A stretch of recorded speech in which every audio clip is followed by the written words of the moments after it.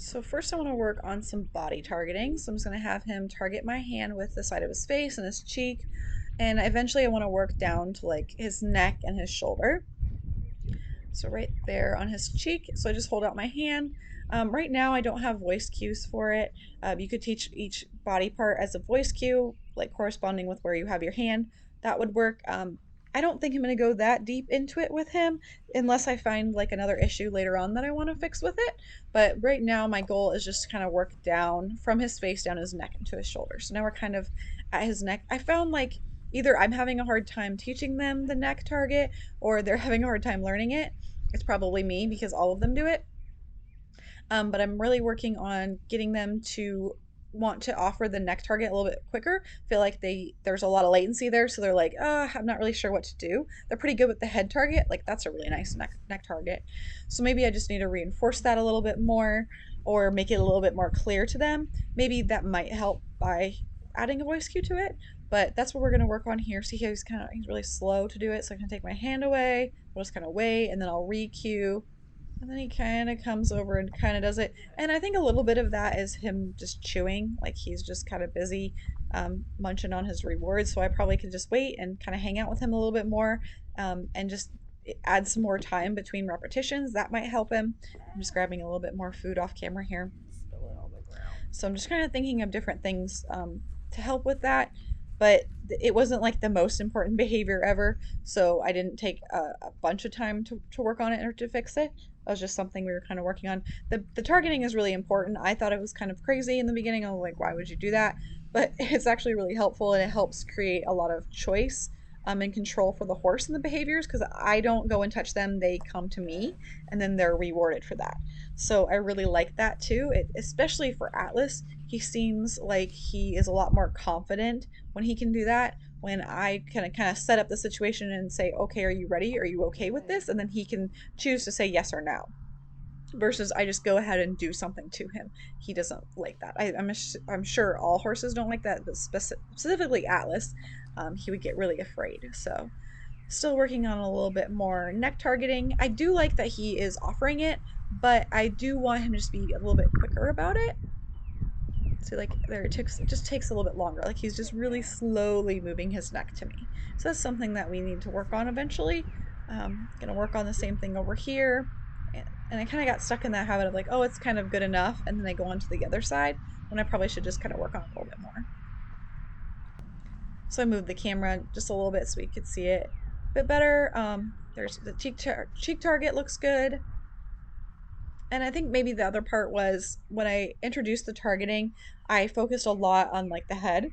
So ears, cheek, nose, that kind of stuff, and then halter targeting. So maybe they also got like just a little bit stuck on, okay, targeting is like I target my head and my nose to things. And so then it's just a little bit harder to grasp the neck. Since I was doing it just for the head for so long, they're like, oh, well, I only target stuff with my head. And it just maybe was a little bit harder for them to catch on to touch things with their neck. That could have been the issue too, because all of them, I did that with all of them. So maybe if I would have taught the neck target earlier on, that might have been a little bit easier for them to understand. But it's not a big deal. We could shape any behavior eventually, so it's not a big deal. But I'm just thinking that those might be the reasons behind it. So again, some neck targeting again, really slow. So same thing as we had on the right side. Wait to let him chew, then I'm asking for that neck target.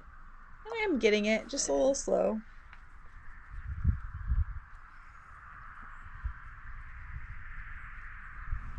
So for the target, that one was a bit quicker, but not quite as much as I want. I really want him to just press his neck into my hand and not be so hesitant about it. See, that one's taking a long time. I'm just gonna wait for him to chew. Ask again. That was much better. So again, that's probably part of it as well, is he's just kind of busy eating his reward. So now I'm going to work on the stay for just a bit. So I know this is really repetitive and I've been working on the stay for quite a bit, but my point with showing all this is like he needs to understand that he is to stay and do that same behavior even if I'm not working on the stay, any behavior in different locations. So you've seen him work on the stay in the yard, in the round pen, in the arena. Now he's in his pasture. So wherever we are, we're going to be working on that stay. That was the whole point. It was like, okay, we get we're working on the stay, okay, but it's really important to make sure that they start to generalize those behaviors so that they don't have to only do it in the round pen. He can do it wherever I ask him to do it with that same cue. So being very specific and making sure that I'm using the same cue in the same way, and then generalizing that to different locations is really important. So that's just what we're working on here.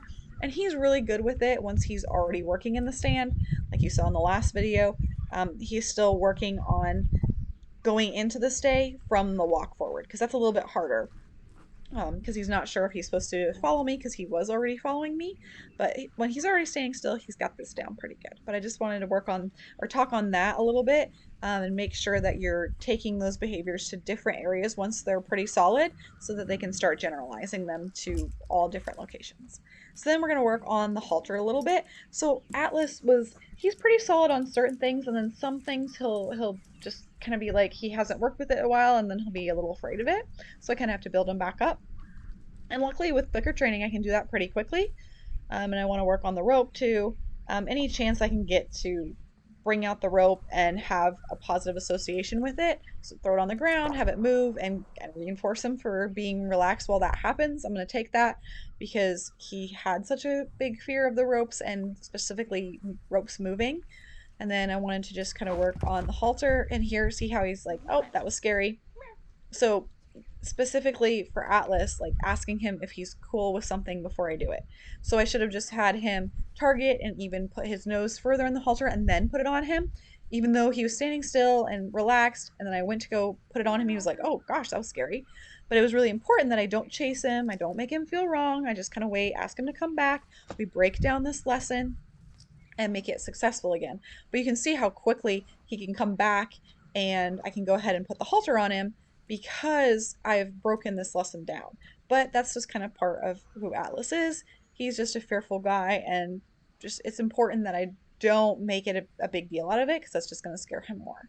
But it's also showing that it's really important, specifically for horses like him, for all horses, but specifically fearful ones, that I need to set him up. So the targeting is where that happens. So if I hold the halter up, then he can target his nose into it, and then I can put it on him. So like here, he's not willing to do that right now. So he wants to kind of put his nose toward it, and he's just like not quite sure. Like I didn't think it was going to be that big of a reaction. So like I'm trying to use my hand here as a target. He's like, no, that's scary.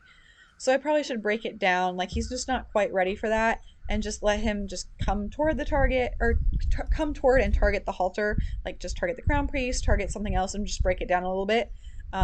And not worry quite so much about him actually getting his nose in. Even though that is behavior that we've worked on, it's not a big deal. Every horse is going to be different at any point of the day. So just right there, I should just be taking that. There we go. And just building that back up.